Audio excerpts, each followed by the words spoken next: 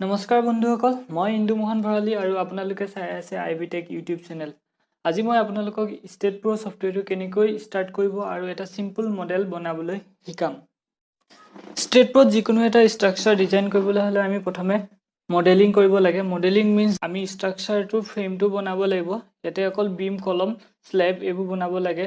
Wall, window, ডোৰ এইবোৰ আমাৰ দিবৰ কোনো প্ৰয়োজন নাই। নেক্সট ষ্টেপ হৈছে এছাইন ছাপোৰ্ট। আমি ইয়াতে ফিক্স ছাপোৰ্ট, কেণ্টিলিভাৰ ছাপোৰ্ট যেনেকুৱা দিব বিচাৰোঁ ইয়াতে এছাইন কৰিব লাগে। Next assign property. Assign property আমি যদি কংক্ৰিট ডিজাইন কৰোঁ তেতিয়া আমি কলম, বিম, স্লেবৰ এইবোৰ থিকনেছ আমি এজিউম কৰিব লাগে। আৰু যদি আমি ষ্টিল ষ্ট্ৰাকচাৰ এটা ডিজাইন কৰোঁ তেতিয়া আমি তাতে আই ছেকশ্যন, চেনেল ছেকশ্যন যেনেকুৱা আমি দিব বিচাৰোঁ, পাইপ দিব বিচাৰোঁ, সেইখিনি এজিউম কৰিব লাগে। Next load assign.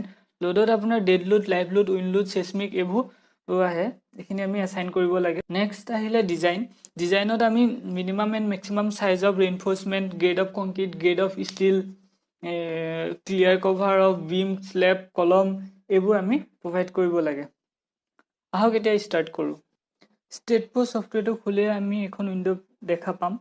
New project কৰিম। নিউ প্ৰজেক্ট খুলি আমি 4টা অপশ্যন দেখা পাম: স্পেচ, প্লেন, ফ্ল'ৰ আৰু টাচ। স্পেচত আমি 3Dত কাম কৰিব পাৰোঁ আৰু ইয়াতে লোডবোৰ আমি এনি ডাইৰেকশ্যনত দিব পাৰোঁ। প্লেনত আমি এক্স আৰু ৱাই ডাইৰেকশ্যনত কাম কৰিব পাৰোঁ। ফ্ল'ৰত এক্স আৰু জেড ডাইৰেকশ্যনত কাম কৰিব পাৰোঁ। ট্ৰাছত 3Dত কাম কৰিব পাৰোঁ, কিন্তু ইয়াতে মেম্বাৰটোৱে অকল এক্সিয়েল ৰেজিষ্টেঞ্চটোহে প্ৰভাইড কৰিব। আৰু এইটো হৈছে ফাইল নেম। লেংথৰ ইউনিটখিনি আমি নিজৰ মতে দিব পাৰোঁ, ফ'ৰ্চৰ ইউনিটখিনি দিব পাৰোঁ। আজি মই আপোনালোকক এটা ট্ৰাছ মেম্বাৰ আঁকিব শিকাম। ট্ৰাছ মেম্বাৰটো 12 ফিট লেংথ থাকিব আৰু 3 ফিট হাইট থাকিব। চ' মই ট্ৰাছত অপশ্যনটো লৈ লওঁ। নেক্সট কৰিম। ইয়াতে আকৌ কেইটামান আমি অপশ্যন দেখা পালোঁ: এড বিম, এড প্লেট। এইখিনি বিষয়ে মই আপোনালোকক বেলেগ এটা ক্লাছত শিকাম। যদি এইখিনি এতিয়া শিকাব যাওঁ ভিডিঅ'টো বহুত দীঘল হৈ যাব। চ' আজি আমি এড বিমত কাম কৰিম। ফিনিছ। আমি যিকোনো এটা মডেল ষ্টেট প্ৰত বনাবলৈ আমি 3টা মেথডত বনাব পাৰোঁ: গ্ৰাফিকেল মেথড, কোঅৰ্ডিনেট মেথড আৰু ষ্টেট এডিটৰ। এই যিখন গ্ৰাফ হৈছে ইয়াত আমি যদি বনাওঁ এইটো গ্ৰাফিকেল মেথড, এইটো হৈছে কোঅৰ্ডিনেট মেথড। ইয়াতে আমি যিকোনো ভেলু দিব পাৰোঁ এক্স, ৱাই, জেডৰ জেগাত। আৰু এইটো হৈছে ষ্টেট এডিটৰ। ইয়াতে আমি ভেলু কিছুমান দি কিছুমান মডেল বনাব পাৰোঁ। আজি মই আপোনালোকক গ্ৰাফিকেল মেথডত মডেলটো বনাব শিকাম। চ' এইখন হৈ গ'ল আপোনাৰ গ্ৰাফখন। আমাৰ যিটো ট্ৰাছটো সেইটো 12 ফিট স্পেন আছিলে ট্ৰাছটোৰ। চ' ইয়াত আছে 10 ফিট। চ' আমি এই গ্ৰাফখন এডিট কৰিব লাগিব। আমাৰ প্লেনটো এক্স আৰু ৱাই ডাইৰেকশ্যনত আছে। চ' আমি এইটো প্লেনটো এক্স আৰু ৱাইতে ৰাখিম। এংগলটো আমি চবতে 0 ৰাখিব লাগে।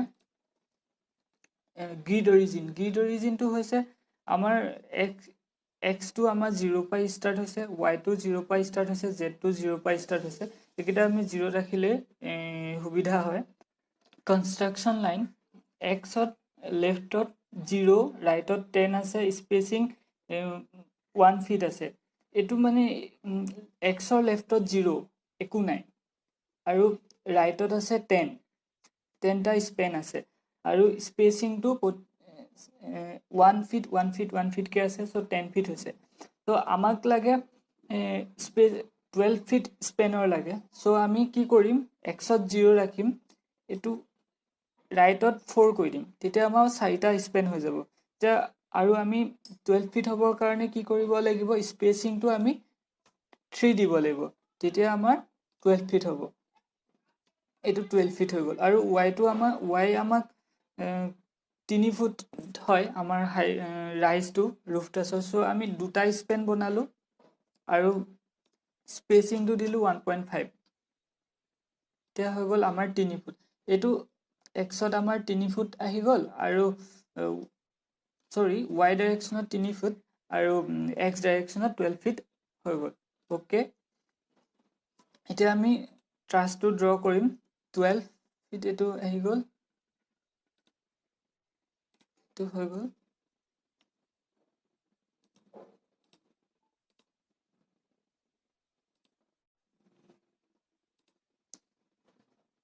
এতিয়া মোৰ এই যিটো নোট কাৰ্চাৰটো ড্ৰ কৰি থকা সেইটো গুচি গ'ল, চ' মই আকৌ ইয়াতে স্নেপ নোটটো ক্লিক কৰিলে এইটো আহি যায়। এইটো আমাৰ ট্ৰাছটো আঁকি হৈ গ'ল, চ' আমি এইটো ক্ল'জ কৰি দিব পাৰোঁ। এইটো হৈ গ'ল আমাৰ ৰুফটো। এইটো এতিয়া 3Dত আছে, চ' আমি যদি ফ্ৰণ্ট ভিউত লৈ ল'ব পাৰোঁ।